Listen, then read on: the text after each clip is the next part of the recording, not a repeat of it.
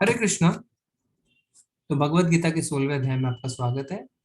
इस अध्याय का नाम है देवसुर साधन विभाग योग या दैवी और आसुरी स्वभाव। तो हमने देखा था 14वें अध्याय में प्रकृति के 3 गुण किस प्रकार हमें बांधते हैं और कैसे हम उनसे मुक्त हो सकते हैं। फिर 15वें अध्याय में यानी पिछले अध्याय में हमने देखा कि जो 3 गुण से मुक्त हो जाते हैं उनकी क्या गति होती है, उन्हें भगवत धाम की प्राप्ति होती है। अब ये जो 16वां अध्याय है इसमें हम दैवी और आसुरी गुण के बारे में जानेंगे। तो हमारे अंदर दोनों गुण होते हैं, दैवी भी और आसुरी भी। कैसे पता चलेगा कि कोई भगवान के धाम में जाने के योग्य हुआ है कि नहीं हुआ है? अगर हमारे अंदर दैवी गुण आते हैं तो हम भक्ति में आगे बढ़ रहे हैं, और अगर आसुरी आते हैं तो हम भक्ति से दूर जा रहे हैं। तो इसीलिए हमारे लिए बहुत आवश्यक है जानना कि हमारे अंदर कौन से गुण बढ़ रहे हैं।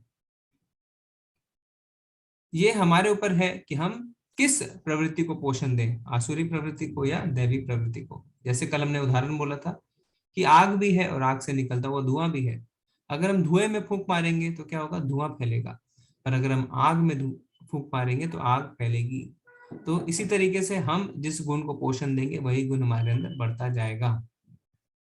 तो भगवान की अगर भक्ति करनी है तो हमें अपने अंदर दैवी गुणों को लाना है। क्यों? क्योंकि भगवान जो है वो सारे दैवी गुणों से युक्त हैं। तो उनकी सेवा करनी है तो हमें वैसे ही गुण अपने अंदर लाने होंगे। जैसे एक राजा है, अगर उसकी सेवा करनी है तो सेवक को क्या करना होगा? सेवक को भी उसके अपने अंदर वैसे ही गुण लाने होंगे जिससे वो राजा की सेवा अच्छे से कर सके। तो वो कौन से गुण, दिव्य गुण है, वो हम इस अध्याय में जानेंगे। पर सबसे पहले हम देखेंगे श्लोक ऑफ द डे। तो अगर आपने अभ्यास किया है तो आप अपना हैंड रेज कर सकते हैं। हमने 15वें अध्याय का 15वां श्लोक जो है उसे श्लोक ऑफ द डे बनाया था। हरे कृष्णा ललिता माता जी।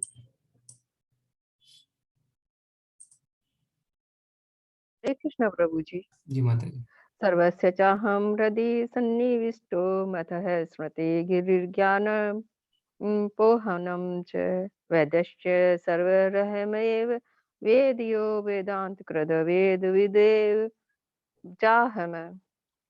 मैं प्रत्येक जीव के हृदय में आसीन हूँ और मुझसे ही स्मृति, ज्ञान और विस्मृति होती है। मैं ही वेदों के द्वारा जानने योग्य हूँ। निसंदेह मैं वेदांत का संकलन करता तथा समस्त वेदों का जानने वाला हूँ। हरे कृष्ण प्रभु जी। हरे कृष्णा। धन्यवाद माता जी। हरे कृष्णा सरिता माता जी। हरे कृष्ण प्रभु जी। सर्वस्य चाहं हृदि सन्निविष्टो मत्तः स्मृतिर्ज्ञानं पोहनं च वेदस्य सर्वेमेव वेदो वेदांत कृत वेद विदेव चाहम्। हरे कृष्ण प्रभु जी। धन्यवाद धन्यवाद माता जी। हरे कृष्णा रानी माता जी। हरे कृष्णा रानी माता जी। हरे माता जी अनम्यूट करिए। हरे कृष्ण। जी।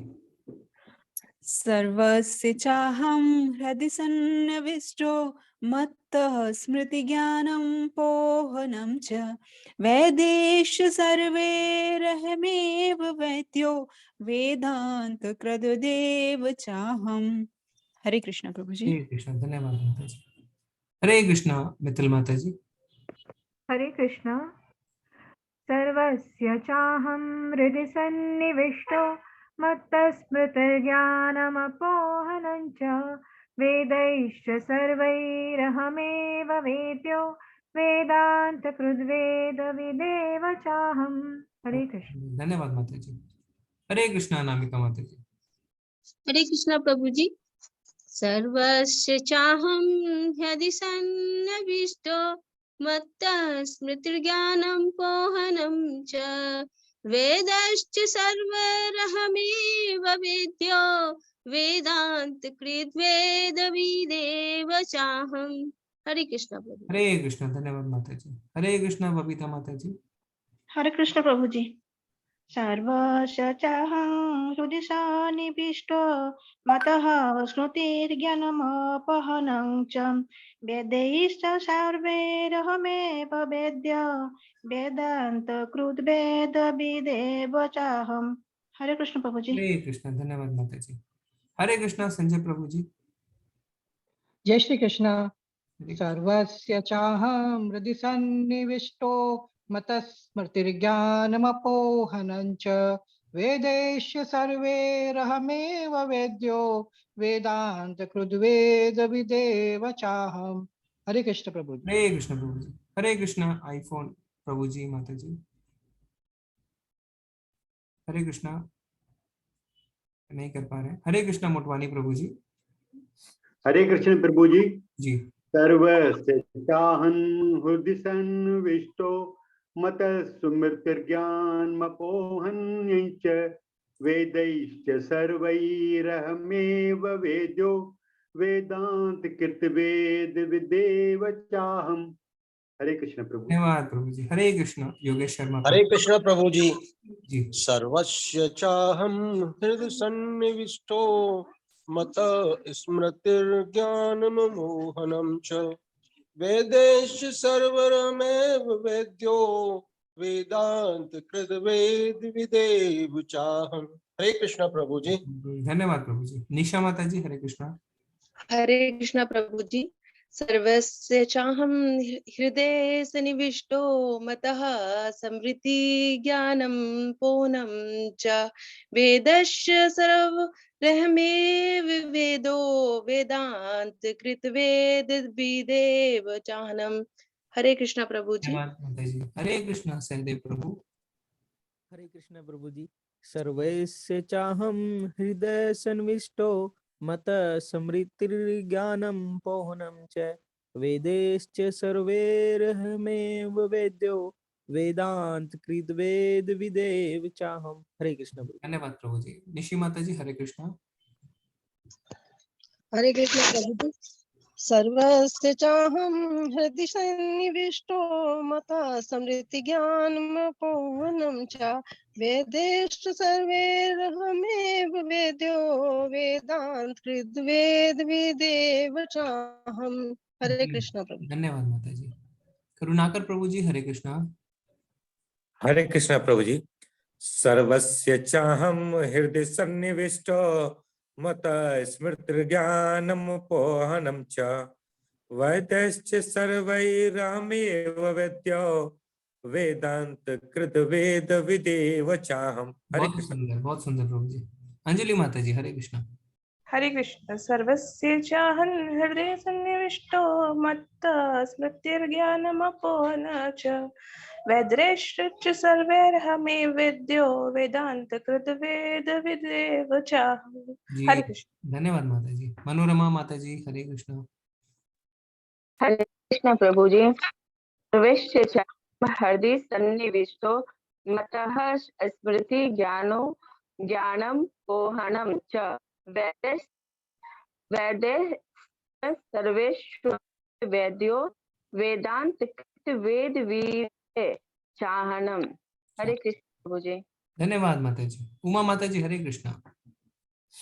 हरे कृष्ण प्रभु जी। सर्वस्य चाहं हृदि सन्निविष्टो मतः स्मृतिर्ज्ञानमपोहनं च वेदैश्च सर्वैरहमेव वेद्यो वेदांत कृद्वेद विदेव चाहम्। हरे कृष्ण प्रभु जी। धन्यवाद माता जी। सुप्रदीप भट्टाचार्य जी प्रभु जी हरे कृष्णा। हरे कृष्ण प्रभु जी। जी प्रभु जी। ভালো আছেন তো? खूब ভালো प्रभु जी। सर्वस्य चाहं हृदि सन्निविष्टो मत्तः स्मृतिर्ज्ञानमपोहनं च वेदैश्च सर्वैरहमेव वेद्यो वेदांत कृद्वेदो विदेव चाहम। हरे कृष्ण प्रभु जी। दारुण হয়েছে প্রভু। धन्यवाद प्रभु जी। धन्यवाद। हरे कृष्ण अनुपमा माता जी हरे कृष्णा। हरे कृष्णा प्रभु जी। जी माता जी। सर्वस्य चाहं हृदि सन्निविष्टो मतः स्मृतिर्ज्ञानं पोहनं च वेदश्च सर्वैरहमेव वेद्यो वेदांत कृत वेद विदेव चाहम्। हरे कृष्णा धन्यवाद प्रभु। माता जी। धन्यवाद। नरसिंह प्रभु जी हरे कृष्णा। धन्यवाद प्रणाम प्रभु जी। दंडवत प्रणाम प्रभु जी। सर्वस्य चाहं हृदि सन्निवेष्टो मतः स्मृतिर्ज्ञानमपोहनं च वेदैश्च सर्वैरहमेव वेद्यो वेदांत कृत वेद विवेद चाहम। हरे धन्यवाद, कृष्ण प्रभु जी। धन्यवाद प्रभु जी, बहुत ही सही। आप सबने बहुत ही अच्छे तरीके से किया है, सब एक्सपर्ट हो गए हैं आप। तो अभी हम क्लास शुरू करते हैं। ऐसा बिल्कुल नहीं लगता है कि हम लेवल 1 कर रहे हैं 18 डेज का जी। तो और काफी ज्यादा लोग पार्ट लेते हैं श्लोका में, तो अच्छा ठीक है। तो अब हम शुरू करते हैं। तो इस अध्याय की शुरुआत भगवान करते हैं और भगवान सीधे हमें बताते हैं दिव्य गुणों के बारे में। ठीक है, तो भगवान 26 गुण ऐसे बताएंगे जो दिव्य गुण है। तो हम देखेंगे कि हमारे अंदर कौन से गुण हैं, कौन से नहीं है। तो बहुत ध्यान से सुनिए।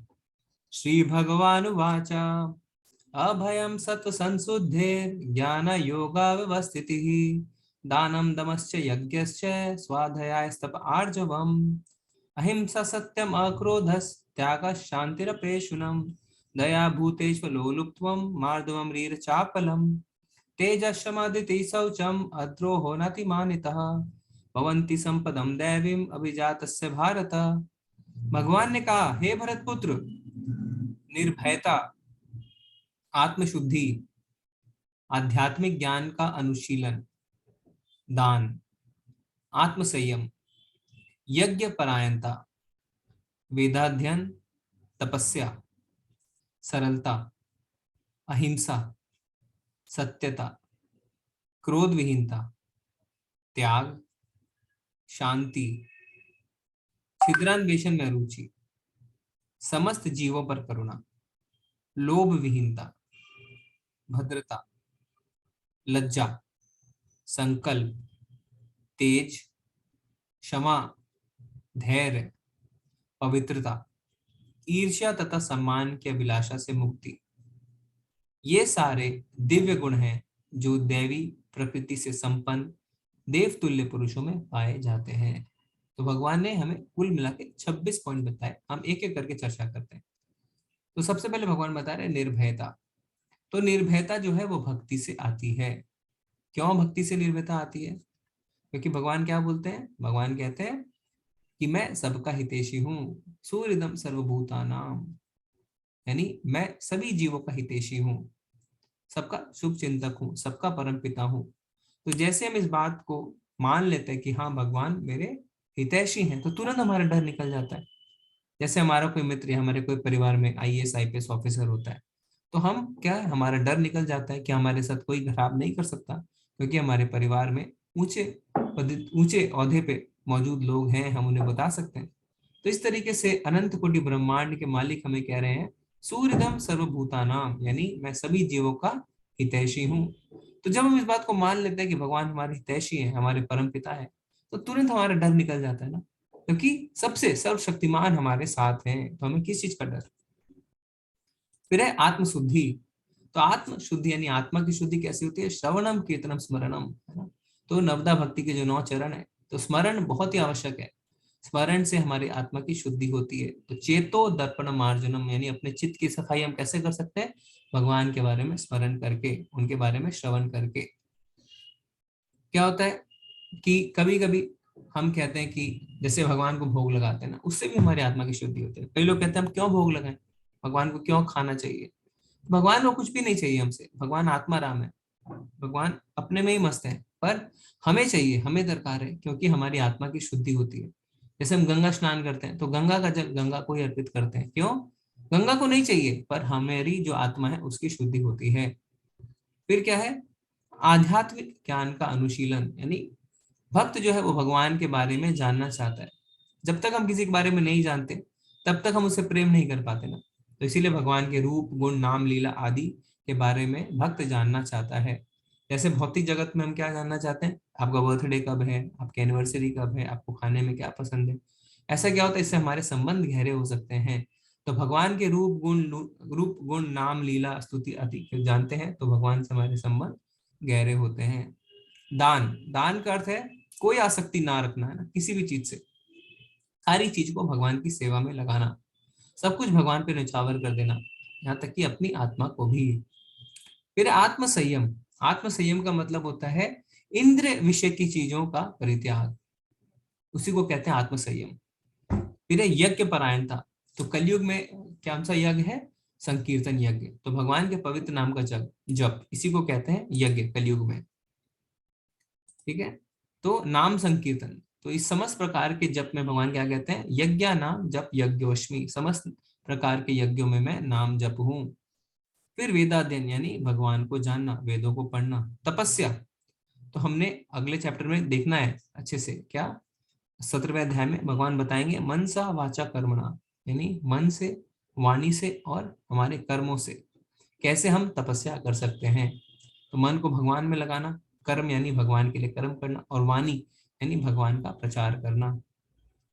फिर है सरलता, तो भक्त जीवन को हमेशा सरल रखता है। सरलता से क्या होता है? हमारा बहुत समय बचता है और फिर हम भक्ति कर पाते हैं। अहिंसा, अहिंसा का अर्थ है सभी जीवों को भगवान का अंश समझना। सत्यता यानी शास्त्रों के वचनों को ज्यों का त्यों बोलना, अपनी तरफ से तोड़ना मरोड़ना नहीं, उसे कहते हैं सत्यता। क्रोध विहीनता, तो इंद्र तृप्ति के लिए क्रोध नहीं आता ना, क्योंकि हमें कुछ नहीं मिला, हमारे मन की नहीं हुई तो हमें क्रोध आता है, पर भक्त जो होते हैं उनको इंद्र तृप्ति के कारण क्रोध नहीं आता। भगवान की सेवा के लिए क्रोध आ सकता है, जैसे हनुमान जी, उन्होंने जब लंका जलाई तो वो बहुत क्रोध में थे। त्याग, सब चीज को भगवान की सेवा में लगाना है ना, युक्त वैराग्य जिसे हम कहते हैं। फिर उसके बाद क्या है? त्याग के बाद है शांति। तो हमने शांति सूत्र देखा था 5वें अध्याय 29वां श्लोक, भोक्ताराम यज्ञ तपसाम सर्वलोक महेश्वरम सूर्यदम सर्वभूतानाम ज्ञात्वा माम शांति मृच्छति। तो शांति सूत्र भगवान ने बताया था कि जो मुझे परम भोक्ता मानता है, जो मुझे ही सब लोगों का स्वामी और सब देवताओं को स्वामी मानता है, और जो मुझे अपना परम हितैषी मानता है, उसको क्या होता है? उसको भौतिक दुखों से शांति प्राप्त होती है। छिद्रान्वेषण में अरुचि, छिद्रान्वेषण का अर्थ होता है दूसरों में कमियां खोजना। तो भक्त हमेशा दूसरों में अच्छे गुण देखता है ना, वो दूसरों में कमियां नहीं देखता। फिर क्या है?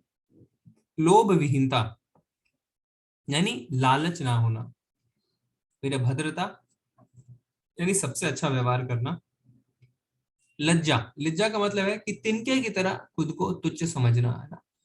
क्या कहते हैं चैतन्य महाप्रभु? तृणादपि सुनीचेन तरोरपि सहिष्णुना, यानी एक तिनके की तरह खुद को तुच्छ समझना, पर एक पेड़ की तरह सहनशील बनना। फिर क्या है? संकल्प, तो भक्ति में संकल्प शक्ति नहीं है तो हम ज्यादा आगे नहीं बढ़ पाएंगे, सवेरे नहीं उठ पाएंगे ना, दृढ़ संकल्प हमारे लिए बहुत आवश्यक है। फिर उसके बाद है तेज, तो जो भक्ति करता है उसकी बुद्धि तेज हो जाती है ना किसी तरीके से वो अपनी समस्या का समाधान खोज ही निकालता है, जिससे कि भक्ति में आगे बढ़ सके। फिर है क्षमा, जैसे हमने उदाहरण देखा था अमरीश महाराज और दुर्वासा मुनि का, किस तरीके से अमरीश महाराज उन्हें तो क्षमा कर देते हैं। अर्जुन का भी हमने उदाहरण देखा ना, इतना कुछ बुरा हुआ पर फिर भी वो लड़ना नहीं चाहते थे, क्योंकि वो क्षमा कर देते हैं। फिर धैर्य, तो कोई धैर्य रखना बहुत आवश्यक है। कई लोग क्या है, मालाएं करते हैं, कहते हैं अरे मुझे तो 1 महीना हो गया, मुझे तो कोई रुचि नहीं आ रही है, ऐसा क्यों हो रहा है? तो हमें बीमारी है भौतिकतावादी की है ना, जिसके कारण हो सकता है हमें स्वाद नहीं आ रहा हो, पर दवाई लेना हमें नहीं छोड़ना है। जैसे किसी को जॉन्डिस होता है, पीलिया की बीमारी होती है, तो क्या गन्ने का जूस उसे पीना होता है, भले उसमें स्वाद नहीं आए, पर धीरे धीरे उसे स्वाद आने लगता है, क्योंकि इलाज वही है। तो इसीलिए धैर्य रखना बहुत ही आवश्यक है। फिर उसके बाद पवित्रता, तो पवित्रता, शरीर की पवित्रता तो हम बहुत अच्छे से रखते हैं ना, चेहरे के लिए अलग face wash, body wash, hair wash, न जाने क्या क्या, पर आत्मा के लिए भी हमें पवित्रता रखनी होगी। फिर है ईर्ष्या तथा सम्मान की अभिलाषा से मुक्ति। तो भक्त जो है वो कभी भी किसी से ईर्ष्या नहीं करता है, और कोई भी कार्य वो सम्मान के लिए या अटेंशन के लिए नहीं करता है ना, हमेशा अपना कर्तव्य समझ के करता है। तो ये भगवान ने हमें बताए किया 26 गुण।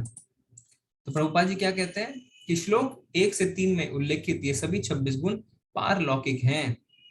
वर्णाश्रम धर्म के अनुसार इनका आचरण होना चाहिए, उन्हें सामाजिक और व्यावसायिक की विभिन्न स्थितियों के अनुसार विकसित किया जाना चाहिए।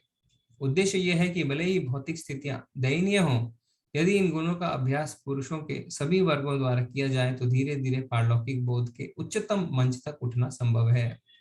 तो अभी किसी की स्थिति कैसी भी हो, कितनी दयनीय क्यों ना हो, पर अपने अपने कर्म और गुण के अनुसार उन्हें लगे रहना चाहिए, तो अपने आप ये सारे गुण प्रकट होने लगते हैं।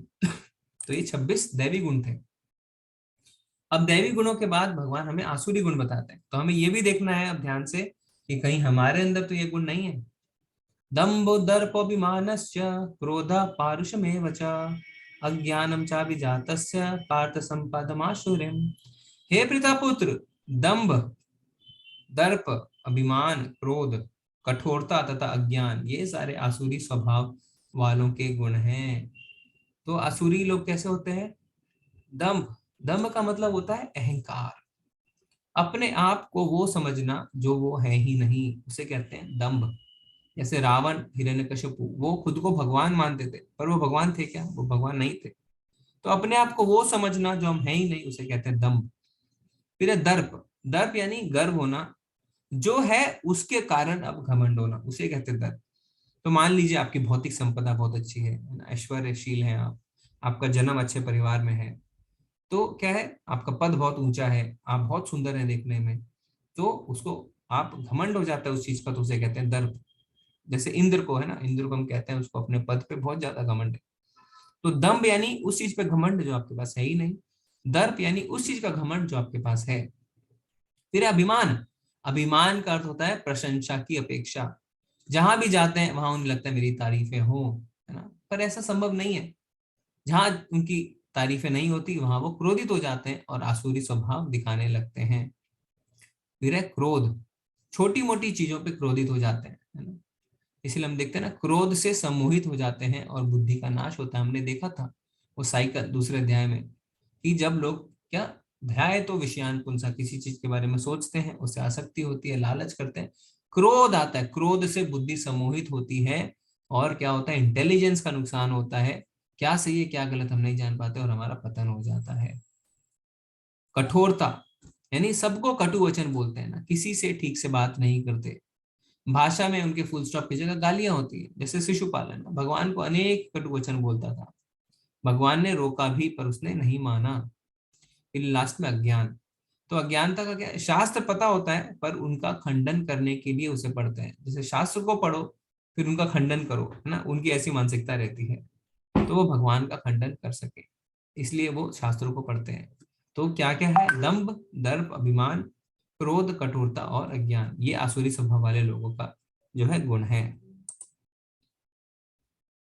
अब भगवान क्या बताते हैं, दैवीं संपद विमोक्षाय निबंधाय सुरीमता मां शुचौ संपदम दैवीं अभिजातोसि पांडवा। दिव्य गुण मोक्ष के लिए अनुकूल हैं और आसुरी गुण बंधन दिलाने के लिए। हे पांडुपुत्र, तुम चिंता मत करो क्योंकि तुम दैवी गुणों से युक्त होकर जन्मे हो। तो भगवान ने बताया कि अगर भगवत धाम जाना है, सेवा अच्छे से करनी है, तो उसके लिए दैवी गुण होने चाहिए। भगवान कह रहे हैं मोक्ष के लिए कौन से अनुकूल है, दिव्य गुण, तभी हम प्रकृति के 3 गुणों से ऊपर उठ पाएंगे, है ना, उनसे छुटकारा पा पाएंगे। और आसुरी गुण हमारे अंदर होंगे तो हम और ज्यादा फंसते जाएंगे। तो हमें ध्यान से देखना है कि हमारे अंदर कौन से गुण हैं, अपने आप से सच कहना है। और अगर हम देखते हैं हमारे अंदर आसुरी गुण हैं, तो धीरे धीरे हमें क्या करना है, हमें कार्य करना है जिससे हम अपने अंदर दैवी गुण ला सकें। तो अर्जुन को भगवान क्या कहते हैं, माँ सुचा, माँ सुचा मतलब डरो मत। क्यों मत डरो, क्योंकि भगवान कह रहे हैं कि जब तुम्हारे अंदर सारे दैवी गुण हैं। ऐसा क्यों जानते हैं भगवान, क्योंकि जब भगवान आते हैं ना तो अपनी पूरी टीम के साथ आते हैं, पूरे पार्षदों के साथ आते हैं, इसलिए जन्म से ही अर्जुन के अंदर दैवी गुण है, अर्जुन उनकी टीम का मेंबर है।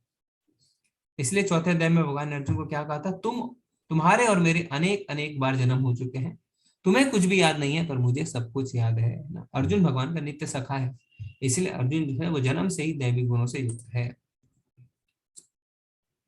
अब क्या होता है भगवान, दो भूत सर्को लोकेस्मिन् देव आसुर एव च दैवो विस्तरशः प्रोक्ता आसुरं पार्थ मे शृणु। हे प्रतापुत्र, इस संसार में सृजित प्राणी 2 प्रकार के हैं, दैवी तथा आसुरी। मैं पहले ही विस्तार में तुम्हें दैवी गुण बतला चुका हूं, अब मुझसे आसुरी गुणों के विषय में सुनो। तो भगवान ने 26 गुण बताए दैव, है ना, दिव्य गुण, पर आसुरी गुण 2-4 ही बताए। अब भगवान विस्तार में आसुरी गुण बताने जा रहे हैं। प्रवृत्तिं च निवृत्तिं च जना न विदुरासुरः न शौचम नापि चाचारो न सत्यम तेषु विद्यते। जो आसुरी हैं वे यह नहीं जानते कि क्या करना चाहिए और क्या नहीं करना चाहिए। उनमें ना तो पवित्रता, ना उचित आचरण और ना ही सत्य पाया जाता है। तो आसुरी लोग क्या अज्ञान में रहते हैं, क्या सही है क्या गलत नहीं जानते, खुद को शरीर मानते हैं। जिससे वो खुश हो जाए वही सही, बाकी सब गलत। और जो उनके लिए सही वही सही है ना। पवित्रता नहीं रहती उनके अंदर। बाहर से हो सकता है काफी पवित्र लगे, देखने में साफ सुथरे लगे, पर मन और आत्मा उनका बिल्कुल भी शुद्ध नहीं होता। और आचरण आचरण यानी उनका व्यवहार जो है वो बिल्कुल ठीक नहीं रहता। और अगर वो किसी से अच्छा व्यवहार करते भी हैं तो अपने स्वार्थ के लिए करते हैं और सत्य नहीं बोलते। जिससे लाभ होता है वही बात बोलते हैं। तो जो ऐसा करते हैं वो आसुरी गुणों वाले लोग होते हैं। असत्यम प्रतिष्ठम ते जगत आहुरीश्वरम अपरस्पर संभूतम किमन्यत काम हेतुकम। ये वे कहते हैं कि यह जगत मिथ्या है, इसका कोई आधार नहीं है और इसका नियम किसी ईश्वर द्वारा नहीं होता। उनका कहना है कि यह काम इच्छा से उत्पन्न होता है और काम के अतिरिक्त कोई अन्य कारण नहीं है। तो आजकल जो नास्तिक होते हैं, जैसा भगवान इस श्लोक में कह रहे हैं हूबहू वो वैसा ही कहते हैं ना। क्या कहते हैं कि कोई आधार नहीं है, ये जगत मिथ्या है, बुलबुला है, खुल के जियो, है ना, कोई नहीं देख रहा। उनकी ऐसी विचारधारा होती है। और वो कहते हैं इंद्र तृप्ति करो, मजे से रहो, है ना, जिंदगी ना मिलेगी दोबारा, इस तरीके की भावना रखते हैं। और वो क्या कहते हैं कि जगत का जो ये जगत जो बना है ये काम इच्छा की तृप्ति के लिए बना है, यानी भोग के लिए बना है, क्योंकि वो खुद को शरीर मानते हैं। और जब तक हम अपने आप को शरीर मानेंगे तो हम भोग प्रवृत्ति से ऊपर नहीं उठ पाएंगे। वो सोचते हैं शरीर को एक दिन तो नष्ट होना ही है, तो खुल के भोग करो। तो ऐसे आसुरी लोग सोचते हैं। ऐसे निष्कर्मों का अनुगमन करते हुए आसुरी लोग, जिन्होंने आत्म ज्ञान खो दिया है और जो बुद्धिहीन है, ऐसे अनुपयोगी एवं भयावह कार्यों में प्रवृत्त होते हैं जो संसार का विनाश करने के लिए होता है। तो आसुरी लोग अपना नुकसान तो करते ही हैं और दूसरों का भी विनाश करते हैं, समाज का भी विनाश करते हैं। कभी ना संतुष्ट होने वाले काम का आश्रय लेकर तथा गर्व के मद एवं मिथ्या प्रतिष्ठा में डूबे हुए आसुरी लोग इस तरह मोहग्रस्त होकर सदैव क्षणभंगुर वस्तुओं के द्वारा अपवित्र कर्म का व्रत लिए रहते हैं। तो आसुरी लोग जो है वो सुधरने का प्रयास नहीं करते। जैसे व्रत लिए रखा हो है ना गलत काम करने का, क्षणभंगुर सुख के लिए। तो जैसे मानो इतने डिटरमाइंड हो कि हमने तो व्रत ही ले लिया कि हम गलत कार्य ही करेंगे। और किस लिए? क्षणभंगुर यानी कुछ समय के सुख के लिए।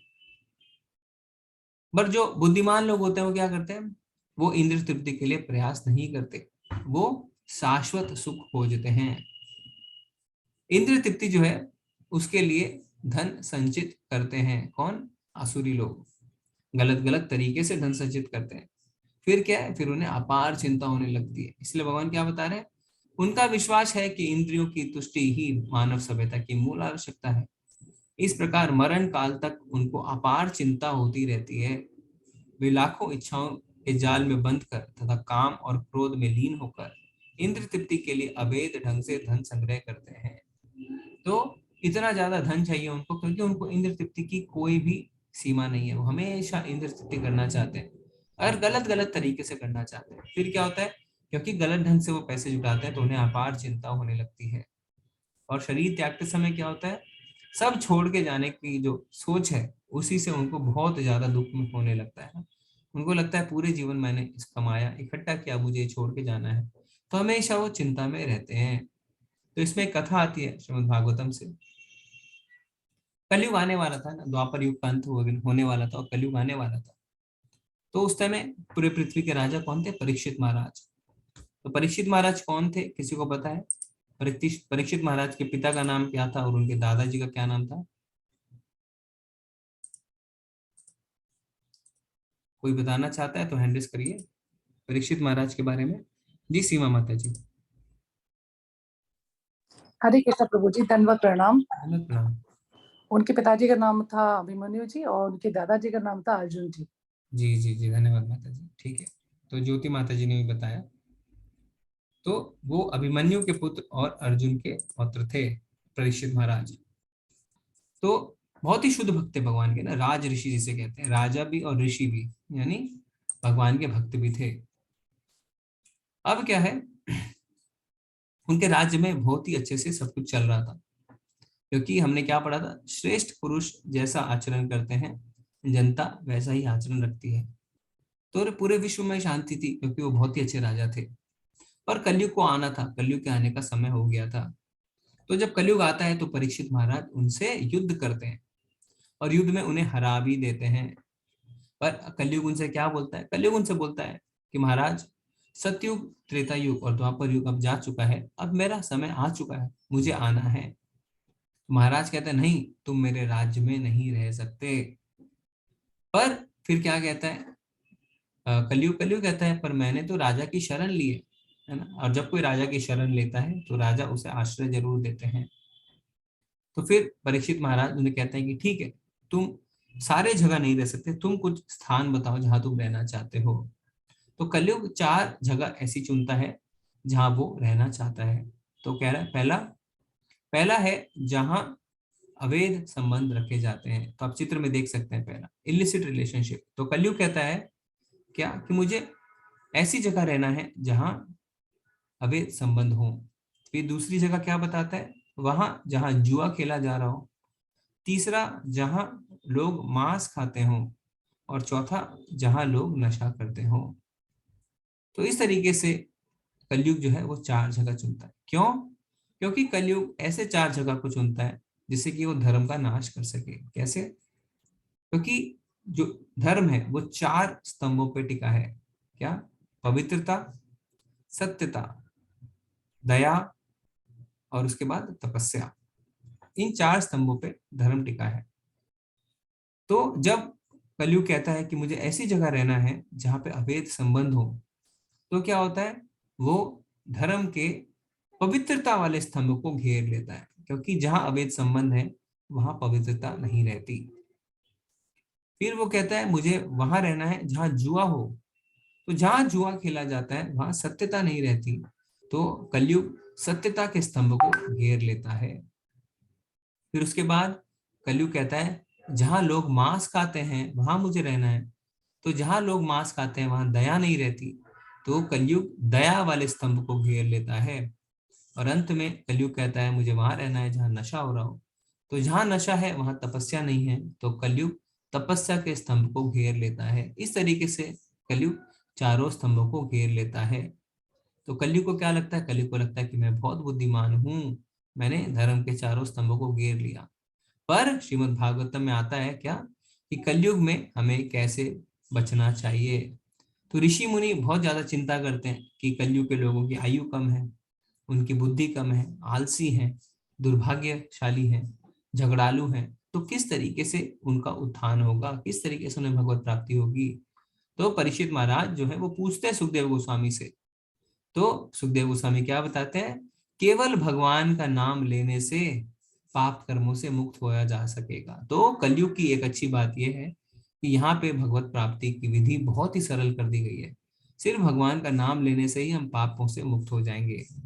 हरेर नाम हरेर नाम इफ केवलम कलो नास्तव्य नास्तव्य नास्तव्य गतिरन्यथा। यानी हरि का नाम, हरि का नाम, हरि का नाम कलयुग के कल्मशों को नाश करने का और कोई भी तरीका नहीं है, और कोई भी तरीका नहीं है, और कोई भी तरीका नहीं है। ठीक है, तो ये हमारे लिए बहुत ही ज्यादा आसान भी बन गया है।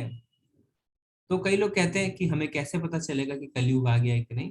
तो इन 4 चीजों को आप देखें, जहाँ पे गलत संबंध है, जहाँ जुआ है, जहाँ लोग मांस खा रहे हैं और जहाँ नशा कर रहे हैं, वहां पे कलयुग का बोलबाला है।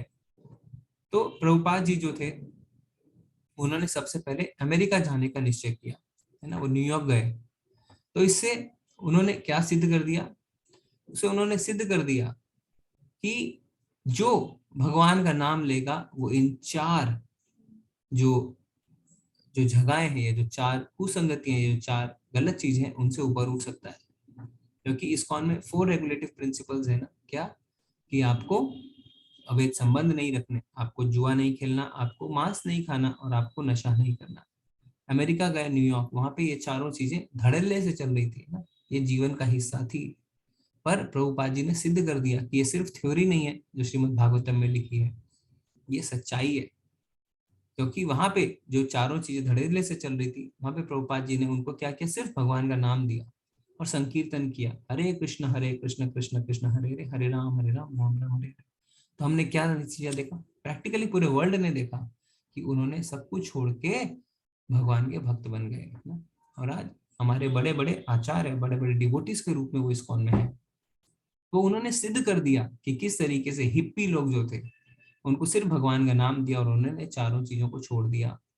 तो ये सिर्फ ऐसा नहीं है कि भागवतम में एक लाइन लिखी है हरे नाम है ना, ऐसा नहीं है कि हमारे शास्त्र बोल रहे हैं कि हरि का नाम लो, हरि का नाम लो। ये उन्होंने सिद्ध करके दिखाया कि जो हरि का नाम लेते हैं वो वास्तव में जो है कलयुग के प्रभाव से ऊपर उठ जाते हैं और भक्त बनते हैं।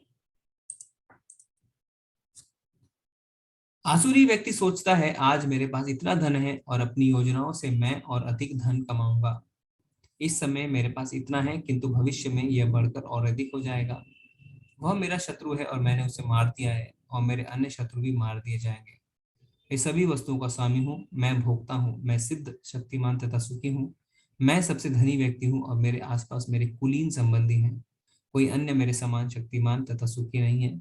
मैं यज्ञ करूंगा, दान दूंगा और इस तरह आनंद मनाऊंगा। इस प्रकार ऐसे व्यक्ति अज्ञानवश मोहग्रस्त होते रहते हैं। तो यहाँ पे भगवान बता रहे हैं कि आसुरी व्यक्ति किस प्रकार सोचते हैं ना, वो सोचते हैं कि कैसे मैं अपने धन को डबल कर लूं, बिजनेस को बढ़ा लूं, योजनाएं बनाते रहते हैं और कभी भी सेटिस्फाइड, कभी भी संतुष्ट नहीं होते। शत्रुओं के लिए क्या कहते हैं कि मैंने उसे मार दिया है, अब मैं और भी शत्रुओं को मार दूंगा और पूरे विश्व पे राज करूंगा। जैसे कंस है ना, उसको लगा क्या कि भगवान को भी मार दूंगा, बाकी सबको मार दिया है, अब भगवान को मारना चाहता था वो। तो लोग क्या सोचते हैं ऐसे आसुरी लोग कि मैं सिद्ध हूँ, मैं शक्तिमान हूँ, मैं ही सुखी हूँ। हिरण्यकश्यप ना बिल्कुल इसी तरीके से सोचता था। और रावण जो था, रावण के पास सारे शक्तिशाली योद्धा थे, पुत्र था मेघनाथ, भाई था कुंभकर्ण, है ना। वो क्या सोचता था कि कोई उसे नहीं मार सकता, रिश्तेदार उसे बचा लेंगे, पर जब मृत्यु आती है तब कुछ भी काम नहीं आता। ठीक है, अब भगवान क्या बता रहे हैं, अनेक चित्त विभ्रांता मोह जाला समावृता प्रसक्ता काम भोगेशु पतंति नरकेषु चो। इस प्रकार अनेक चिंताओं से उद्विग्न होकर तथा मोह जाल में बंद कर वे इंद्र भोग में अत्यधिक आसक्त हो जाते हैं और नरक में गिरते हैं। तो चिंता से क्यों ग्रस्त होते हैं, क्योंकि अंत तक वो क्या सोचते हैं कि मैंने जितना धन कमाया अब सब छूट जाएगा, कोई और इसे ले लेगा, मैंने इतनी मेहनत करी, अब मैं मरने वाला हूं। तो अंत काल तक वो बहुत ज्यादा चिंतित रहते हैं। जैसे मधुमक्खी है ना, वो क्या करती है, शहद इकट्ठा करने में अपनी पूरी जिंदगी बिता देती है, पर अंत में जब छत टूट जाता है तो क्या होता है, तो उसके हाथ में कुछ भी नहीं लगता। अहंकारम बलम दर्पम कामम क्रोध च संश्रिता मामात्म परदेहेषु प्रदिशन्तो अभिसूयका। अहंकारम बलम दर्पम कामम क्रोधम च संश्रितः मामात्म परदेहेषु प्रद्विषन्तो अभिसूयकः। मिथ्या अहंकार, बल, दर्प, काम तथा क्रोध से मोहित होकर आसुरी व्यक्ति अपने शरीर में तथा अन्यों के शरीर में स्थित भगवान से ईर्ष्या और वास्तविक धर्म की निंदा करने लगता है। तो जब हम अपने आप को शरीर मानते हैं तो क्या होता है, तो थोड़ी सी भी हमें शक्ति मिले, पावर मिले, तो हम अपना असली रूप, वास्तविक स्वरूप में आ जाते हैं। तो इसीलिए कहते हैं ना कि किसी का अगर असली स्वभाव, असली नेचर जानना है तो उन्हें थोड़ी सी पावर हमें देनी चाहिए, तब हम देख सकते हैं कि वो कैसे व्यवहार कर रहे हैं, है ना। असुर को क्या होता है, शक्ति मिलते ही वो उसका दुरुपयोग करता है। उसके पहले वो हाथ जोड़ के खड़ा रहता है ना, सबसे अच्छे से बात करता है, पर जैसे ही उसके पास शक्ति आती है वो उसका दुरुपयोग करना शुरू करता है और अपने बल का असुरों को घमंड हो जाता है। भगवान से ईर्ष्या करने लगते हैं, निंदा करने लगते हैं, और जब भगवान से ईर्ष्या करेंगे, निंदा करेंगे तो पतित तो हम हो ही जाएंगे। जैसे शिशुपाल आप चित्र में देख सकते हैं, पहले भगवान से ईर्ष्या करता था, फिर भगवान की निंदा करने लगा, तो क्या होता है, तो सुदर्शन चक्र से उसकी गर्दन कट जाती है। पर एक तरीके से भगवान ने उस पर कृपा ही करी है, क्योंकि उसके पाप कट गए, नहीं तो वो और पाप करता जाता, उसके और पाप बढ़ते जाते। जैसे माता है ना, वो अपने बच्चे को रोकती है गलत कार्य करने से, जिससे भविष्य में उसे और ज्यादा नुकसान ना झेलना पड़े। जो लोग ईर्ष्यालु तथा क्रूर हैं और नराधम हैं, उन्हें मैं निरंतर विभिन्न आसुरी योनियों में भव सागर में डालता रहता हूँ। तो दैवी गुण वाले लोग भगवत धाम जाते हैं, आसुरी गुण वाले क्या करते हैं, वो जब तक उनकी सफाई नहीं हो जाती तब तक भगवान उन्हें धोते रहते हैं, पटकते रहते हैं। जैसे गंदे कपड़े होते हैं ना, जब तक साफ नहीं होते तब तक आप क्या करते हैं, तब तक उन्हें पीटते रहते हैं, धोते रहते हैं, भिगोते रहते हैं। तो जब तक हमारी आत्मा भी साफ नहीं होती, बिल्कुल उसी तरीके से भगवान हमें धोते रहते हैं, पटकते रहते हैं, जिससे हमारी आत्मा शुद्ध हो जाए। हे कुंती पुत्र, ऐसे व्यक्ति आसुरी योनि में बारंबार जन्म ग्रहण करते हुए कभी भी मुझ तक पहुंच नहीं पाते। वे धीरे धीरे अत्यंत अधम गति को प्राप्त होते हैं। तो जब तक हमारे अंदर आसुरी गुण है, हम भगवान को प्राप्त ही नहीं कर सकते। तो क्या ऐसे लोग कभी भी भगवान को प्राप्त नहीं कर सकते? ऐसा नहीं है। अज्ञात सुकृति से उन्हें धीरे धीरे हम भगवान के करीब ला सकते हैं। अज्ञात सुकृति क्या होती है? अनजाने में भगवान के लिए कार्य करना, भगवान की सेवा करना। तो जैसे अनजाने में ही किसी ने भगवान का नाम सुन लिया, जैसे कि इसीलिए हम कहते हैं ना, बोल बोल के करिए हरे कृष्ण हरे कृष्ण। तो अनजाने में किसी ने इस नाम को सुन लिया, जैसे भूल से ही भक्त की सेवा कर दी किसी ने ना। कोई दौड़ रहा है, दौड़ते दौड़ते भूल से ही उसने किसी मंदिर की परिक्रमा लगा ली, ठीक है। तो इस तरीके से अज्ञात सुकृति जो है उससे भी कल्याण होता है। तो प्रभुपाद जी ने क्या किया था, उन्होंने हिप्पियों को 4 जो नियम बताए थे जिनके उन्होंने धज्जियां उड़ा रखी थी। प्रभुपाद जी कीर्तन करते थे तो क्या होता, तो अनजाने में ही वो सुनते थे, क्योंकि उन्हें नहीं समझ में आता था। प्रभुपाद जी सिर्फ पार्क में बैठ के कीर्तन करते थे तो वो लोग सुनते थे। तो धीरे धीरे क्या हुआ, धीरे धीरे वो भक्त बन गए। तो अज्ञात सुकृति से भी भक्त बना जा सकता है। जैसे बिना आपको पता नहीं है पर आपने भगवान का प्रसाद खा लिया, है ना। इसी तरीके से आप घर के लिए पुष्प लेके आए और वो उस पुष्प से भगवान की सेवा हुई, तो इसे कहते हैं अज्ञात सुकृति, यानी बिना जाने आपने भगवान की सेवा कर दी। अब ये जो श्लोक है, इस श्लोक ऑफ द डे हम कहेंगे आज 16.21, आप नोट कर लीजिए। त्रिविधम नरकेशेदम द्वारम नाशनम आत्मनः काम क्रोधस्तथा लोभस तस्मात् इतम त्रयम त्यजेत। इस नरक के 3 द्वार हैं, काम, क्रोध और लोभ। प्रत्येक बुद्धिमान व्यक्ति को चाहिए कि इन्हें त्याग दे, क्योंकि इनसे आत्मा का पतन होता है। तो भगवान बता रहे हैं कि नरक में अगर जाने हैं तो 3 गेट हैं। पहले गेट कौन सा है? काम, यानी हमारी अनियंत्रित इच्छा। फिर क्रोध और लोभ। तो ये जो 3 है, ये द्वार है नरक जाने के, ठीक है। तो अगर हमें नरक जाना है तो बहुत सारा इच्छा करनी है, बहुत सारा क्रोध करना है और बहुत लोभ करना है, तो निश्चित रूप से हम नरक जाएंगे।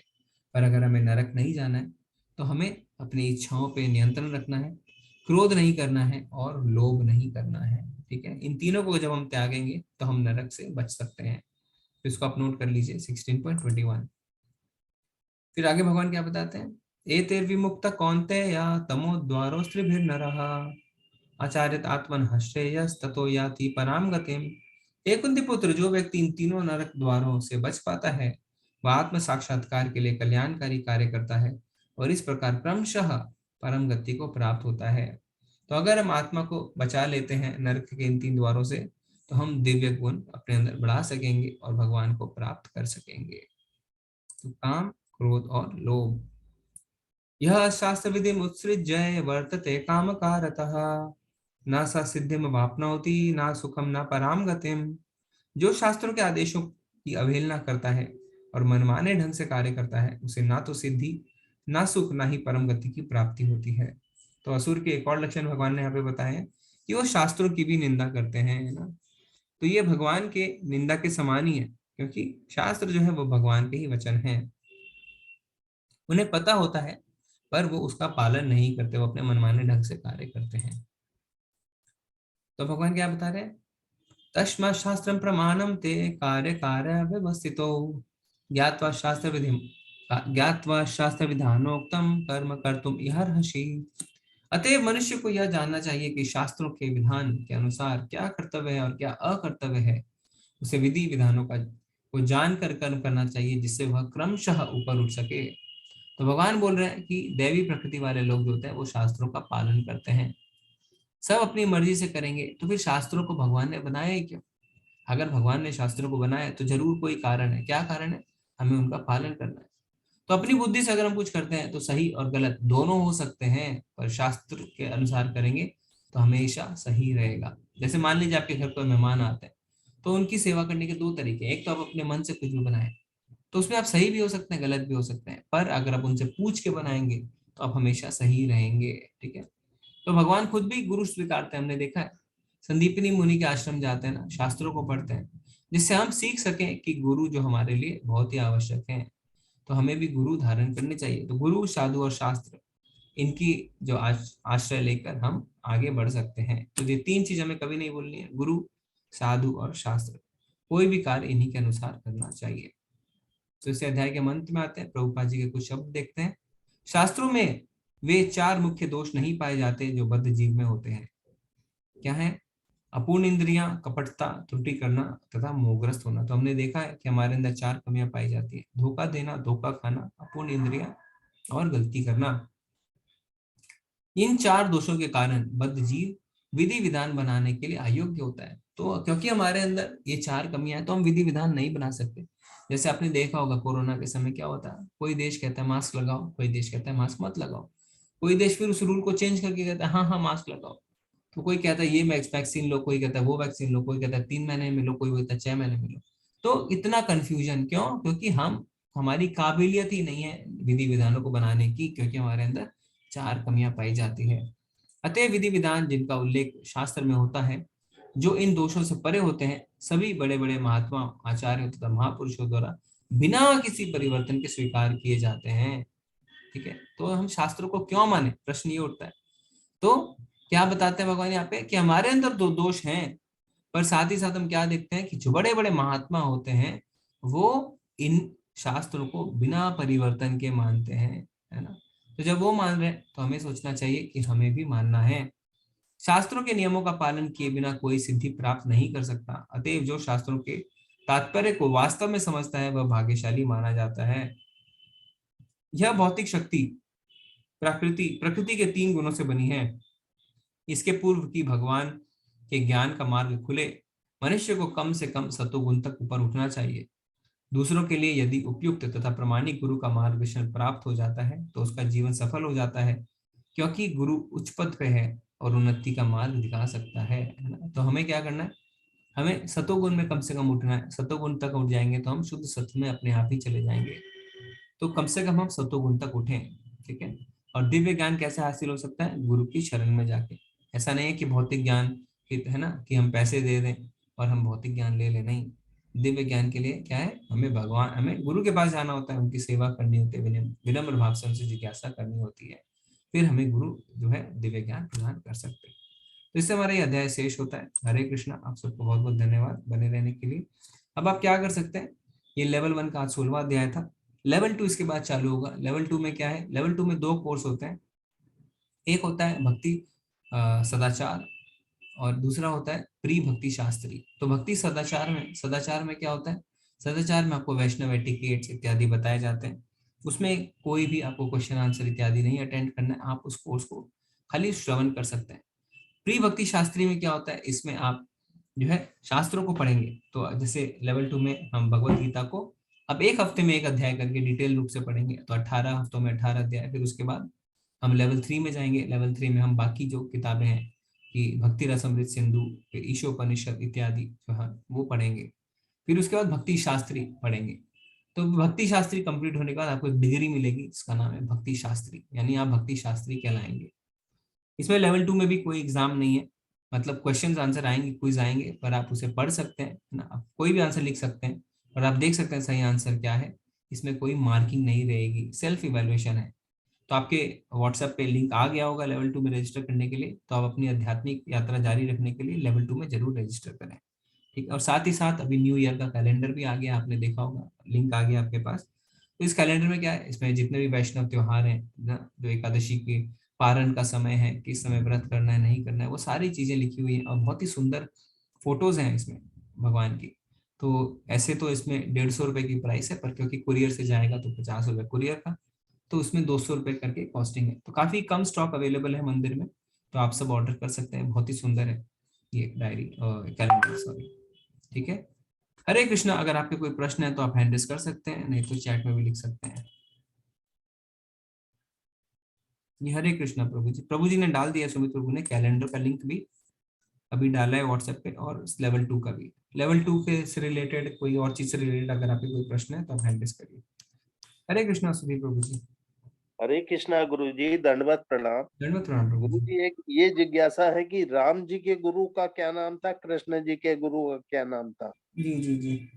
तो इसमें अभी हमने देखा प्रभु जी कि संदीपनी मुनि जो थे वो कृष्ण जी के गुरु थे, और राम जी के मतलब इसमें राम जी में कंफ्यूजन है, एक तो वशिष्ठ और एक विश्वामित्र। वशिष्ठ, नहीं वशिष्ठ थे, वशिष्ठ गुरु थे। हाँ, अच्छा।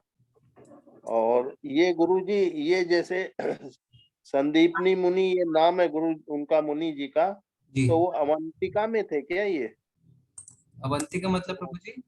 उज्जैन, उज्जैन में थे वो पता नहीं मुझे प्रभु जी, आश्रम, वो नहीं पता।